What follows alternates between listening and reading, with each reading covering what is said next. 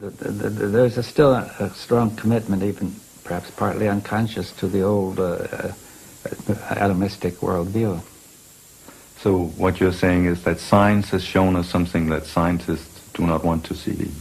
Well, they have become so used to the way of seeing it that they don't want to change it. You see, they feel uncomfortable about changing it, and they feel there's no reason to change it. Many of them, they say, well, we're doing so well now, why should we change it?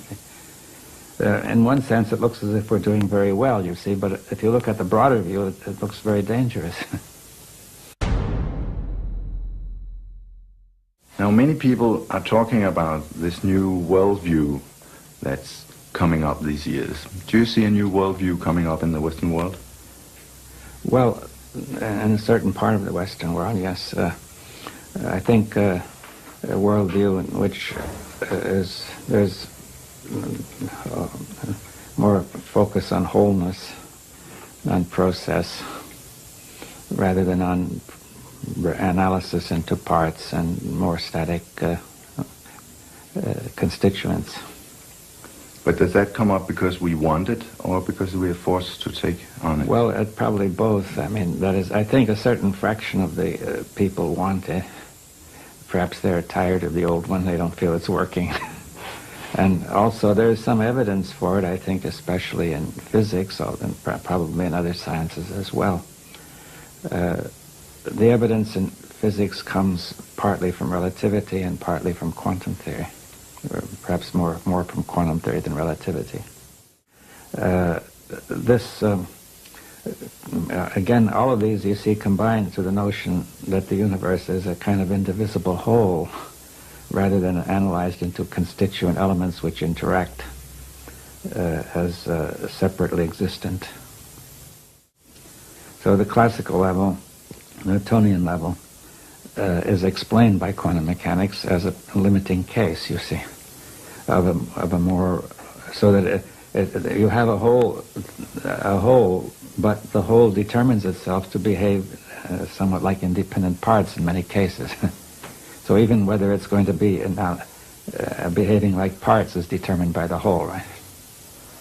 But what we can see is the parts rather than the whole. Well, we see, in physics, we see the parts because that's the way we approached them the last few centuries.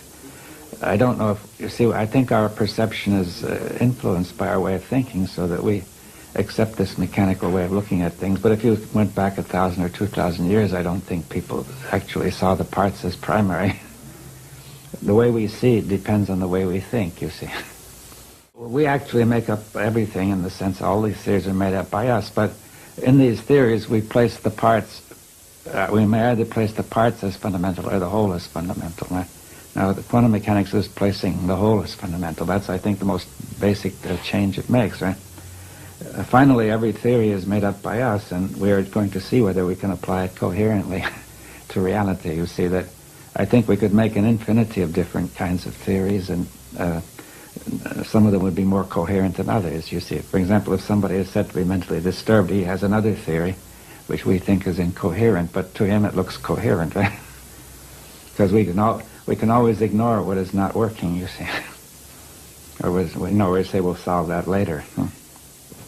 You just said that in reality we make it all up, not just the parts, but also the wholes. Could you explain? Well, I think that's the question. What is the relationship of theory to reality, you see? Now, one view is that it reflects reality, you see. Now, that I think that it corresponds to reality. I think that view is only limited, right? Like a map is said to correspond to a city, but there's nothing on the map that corresponds to anything in the city. In the map you see dots of print, and the city, which is very vaguely defined, the city is also vaguely defined. So what corresponds is certain abstractions that we abstract. Right? But the map, the real test of the map is that it guides us correctly in the city. And if it's a wrong map, we will find incoherence, right, in our action. Right? Now, you see, so therefore we make it all up, but the question is how coherent is it when we try to make it work? You see, that's really the key. Some theories are more coherent than others, but it's often hard to tell, because when we come to a theory as broad as a worldview, we find it very hard to detect incoherence, because the worldview tends to state that things that don't fit are irrelevant, or else says we're going to get them in order later. We haven't solved that problem yet. So incoherence can easily be not noticed, right? But if people are and also people would like not to have their worldviews questioned, because they have got used to them and feel comfortable with them. So therefore it's very hard to question a worldview.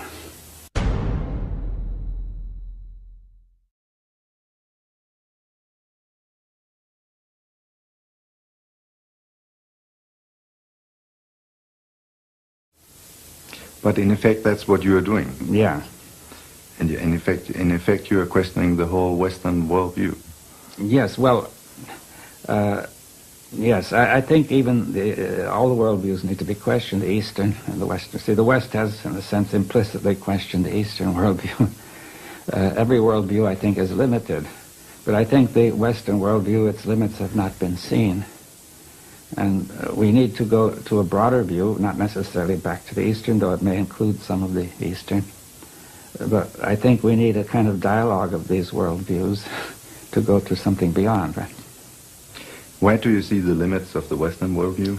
Well, just in the way of saying that it focuses too much on analysis, and it tends to lead to fragmentation. You see, now what I mean by fragmentation is not just division, distinction, but because the parts in the whole are correlative concepts. You see, a part is a part only because it's part of a whole, like a machine or a watch, right?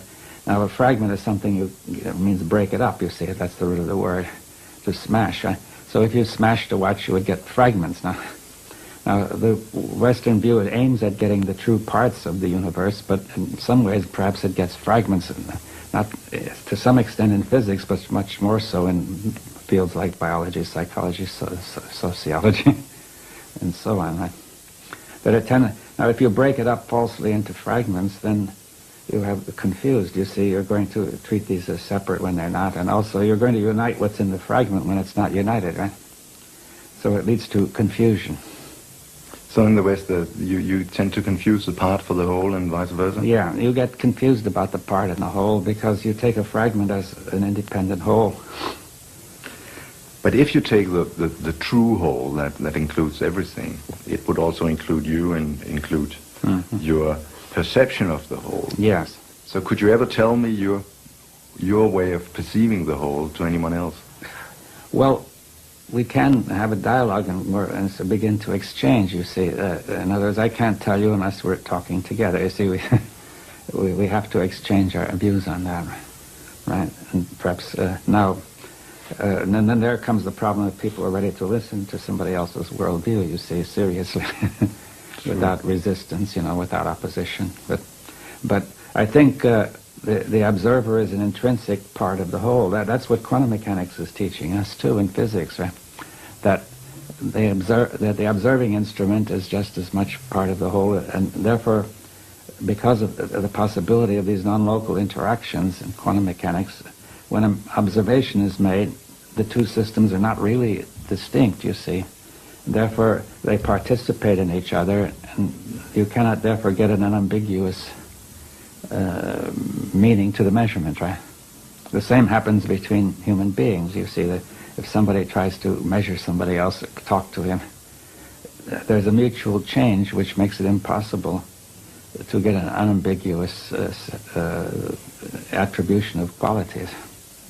It's not possible to say what David Bohm would have said in another interview. No. Tomorrow at the same time. No, because we're participating together, so what I am is affected by what you're doing and what you are, and vice versa, right?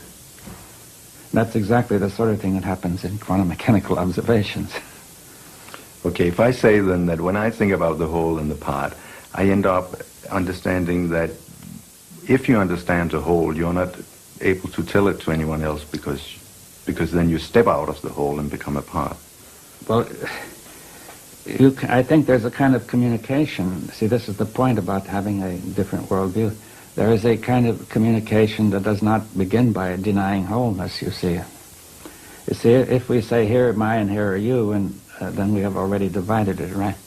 But perhaps we could communicate in the spirit of the whole without assuming that division, right? See, we're not trying to tell, that means I'm not trying to tell you what I think, or you not trying to tell me, but rather together we are trying to discover how we're going to think together. Do you see the difference?